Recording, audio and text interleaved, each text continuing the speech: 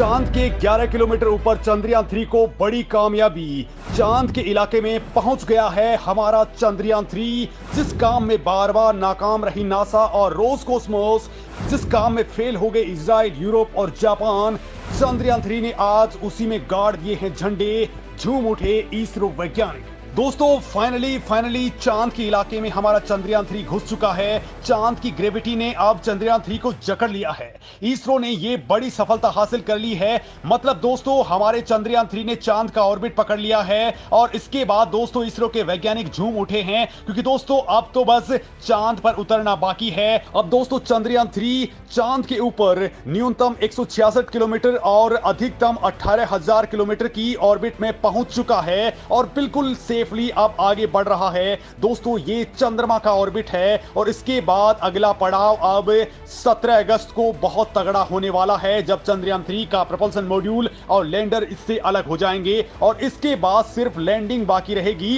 यानी दोस्तों असली खेल हो चुका है और 100% चांसेस हैं कि भारत इसमें कामयाब हो जाएगा। और दोस्तों अब इसरो ने एक और बड़ा ऐलान कर दिया है, ऐसा ऐलान कि जो करोड़ों भारतीयों को बाग बाग कर देगा। दोस्तों ये बात मैं आपको बताने वाला हूं, लेकिन उससे पहले आप जान लीजिए कि आज चंद्रयान 3 ने क्या चमत्कार कर डाला है। तो दोस्तों चंद्रयान 3 ने चांद की बाहरी कक्षा को पकड़ लिया है। अब चंद्रयान 3 चंद्रमा के चारों ओर 166 गुणा 18,054 किलोमीटर की अंडाकार कक्षा में चक्कर लगाना स्टार्ट कर चुका है। यानी दोस्तों पहले इसने 40,000 किलोमीटर वाली कक्षा को पकड़ा, लेकिन तुरंत ही वहां पर भी एक बड़ा मनोवरिंग इसरो वैज्ञानिकों ने कर दिया और अब ये 18,000 किलोमीटर वाली कक्षा को पकड़ चुका है। इसरो ने चंद्रयान 3 को चंद्रमा की ऑर्बिट में पकड़ने के लिए करीब 20 मिनट तक अपने इंजन्स को ऑन रखा, थ्रस्टर्स को ऑन रखा और इसके बाद में ऑन बोर्ड प्रोपल्शन मॉड्यूल ने पूरा का पूरा खेल बदल करके ही रख दिया। इसके साथ ही चंद्रयान चंद्रमा की ग्रेविटी में फंस चुका है। अब उसके चारों तरफ ये चक्कर लगाना स्टार्ट कर चुका है और दोस्तों इसे ही लूनर ऑर्बिट इंजेक्शन यानी कि इंसर्जन कहा जाता है। चंद्रमा के चारों तरफ 5 ऑर्बिट अब बदले जाएंगे। दोस्तों इसके लिए इसरो के वैज्ञानिक लगातार इसरो कैंपस में डटे हुए थे, लगातार इसके ऊपर ट्रैकिंग कर रहे थे और इस वक्त दुनिया भर की एजेंसियां भी भारत के सपोर्ट में खड़ी हो चुकी हैं। और दोस्तों चांद के ऑर्बिट को पकड़ने के लिए चंद्रयान 3 की गति को करीब 3600 किलोमीटर प्रति घंटे की आसपास किया गया है, क्योंकि चंद्रमा की ग्रेविटी धरती की तुलना में 6 गुना कम है। अगर ज्यादा गति रहती तो चंद्रयान इसे पार करके आगे निकल जाता, अंतरिक्ष में हमेशा के लिए खो सकता था, या फिर अगर ये इस ग्रेविटी के अंदर पहुंच जाता तो वहां पर क्रैश लैंडिंग भी कर सकता था। लेकिन दोस्तों इसके लिए इसरो वैज्ञानिकों ने चंद्रयान की गति को कम करके 2 या 1 किलोमीटर प्रति सेकंड कर दिया है और इस रफ्तार की वजह से वो चंद्रमा की ऑर्बिट को बिल्कुल सटीक तरीके से पकड़ चुका है। दोस्तों आपको मैंने बताया था कि इस बार गणना के मामले में इसरो बहुत बड़ा खेल कर चुका है और अब धीरे धीरे चांद के चारों तरफ उसके ऑर्बिट की दूरी को कम करके इसे दक्षिणी ध्रुव पर लैंड करवाया जाएगा। दोस्तों ये बहुत बड़ी जीत है, क्योंकि जिन भी देशों या स्पेस एजेंसियों ने सीधे चंद्रमा की ओर अपने रॉकेट्स को लॉन्च किया, अपने स्पेसक्राफ्ट वहां पर भेजे, उन्हें वहां बहुत बड़ी निराशा मिली है। कई मिशन फेल हो चुके हैं, लेकिन इसरो ने यहां पर धमाका कर दिया है और वो भी 100% सफलता के साथ में। और अब तो आप 100% मान करके चलिए कि चांद के ऊपर हमारा लैंडर बिल्कुल सही तरीके से लैंड कर पाएगा, क्योंकि इस बार जो यंत्र लैंडर में लगाया गया है उसका नाम है लेजर डॉपलर वेलोसिमीटर यानी LDV और लैंडर हॉरिजॉन्टल वेलोसिटी कैमरा यानी LHVC। और दोस्तों ये दोनों ही उपकरण इतने ज्यादा खतरनाक हैं कि ये बिल्कुल सटीक तरीके से पूरा काम करने वाले हैं। लेजर डॉपलर वेलोसिमीटर जमीन पर उतरते समय 3D लेजर फेंकता है। ये लेजर जमीन से टकरा करके वापस ये बताते हैं कि सतह कैसी है, उबड़ खाबड़ है, ऊंची नीची है, वहां पर कोई पत्थर तो मौजूद नहीं है और इसी के आधार पर वो लैंडिंग के लिए सही जगह का चुनाव करने वाला है।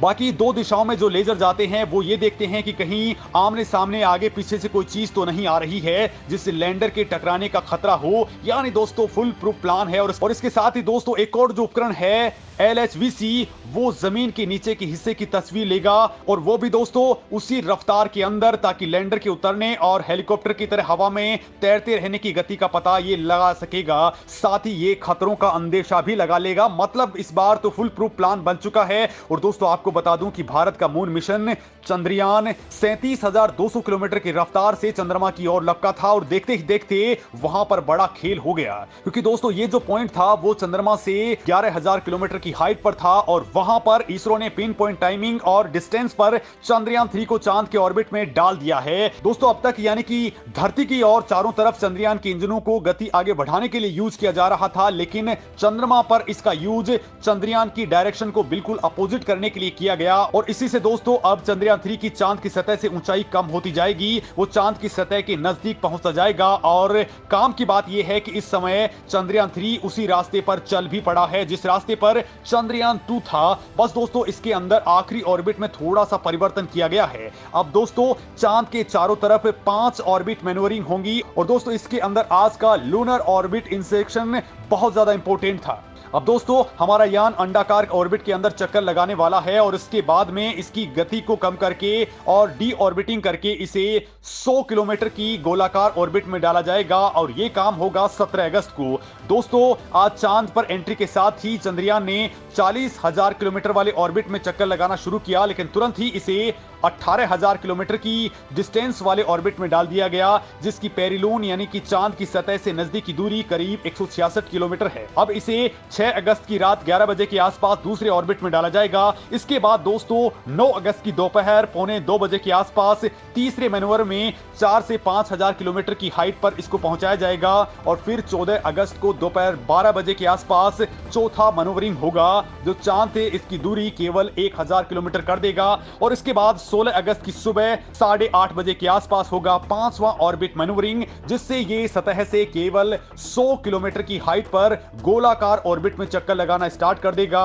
और दोस्तों इसके बाद 17 अगस्त की तारीख बहुत ज्यादा करो या मरो वाली होगी, क्योंकि उस दिन प्रपल्सन मॉड्यूल और लैंडर मॉड्यूल अलग हो जाएंगे और उसके बाद 18 और 19 अगस्त को डी ऑर्बिटिंग होगी, यानी चांद के ऑर्बिट की दूरी को कम कर दिया जाएगा। मतलब दोस्तों लैंडर मॉड्यूल 100 गुणा 30 किलोमीटर की ऑर्बिट में पहुंच जाएगा और उसके बाद में आएगा असली मजा, यानी कि 23 अगस्त की शाम 5:47 पर चंद्रयान 3 की लैंडिंग करवाई जाएगी। लेकिन दोस्तों अभी ये यात्रा 18 दिन की और बाकी है और इसी दौरान कुछ ऐसा होने वाला है कि चंद्रयान 3 को कदम कदम पर बड़ी मुसीबतें भी झेलनी पड़ सकती हैं। खुद इसरो ने कहा है कि अब असली खतरों का खेल शुरू हो चुका है। इसरो ने कहा है कि सब कुछ एकदम पर्टिकुलर कोर्स में चल रहा है जैसा कि इसरो ने कैलकुलेट किया है। और दोस्तों इस बार इसरो चीफ जैसा ही पहले कह चुके हैं कि वो भारत की पुरानी टेक्नोलॉजी का भी सहारा ले रहे हैं, यानी कि पुरातन काल की गणनाओं का भी यूज हो रहा है जिनमें गलती की गुंजाइश नामात्र की भी नहीं रहती है। दोस्तों चांद की ओर जाने वाले हाईवे पर डालने के लिए इसरो ने 179 किलोमीटर फ्यूल का इस्तेमाल किया था। तो वहीं दोस्तों पांचों ऑर्बिट मनोवरी के दौरान भी 500 से 600 किलोग्राम फ्यूल अभी तक खर्च हो चुका है, लिहाजा आज की डेट में भी इसके पास में बहुत सारा फ्यूल बचा हुआ है। दोस्तों लॉन्चिंग के वक्त इसमें 1697 किलोग्राम फ्यूल भरा गया था, यानी कि अभी इसके पास में 1100 किलोग्राम से ज्यादा फ्यूल बचा हुआ है। इसरो के वैज्ञानिक अब हर घंटे इसकी गति को धीरे धीरे धीमा करेंगे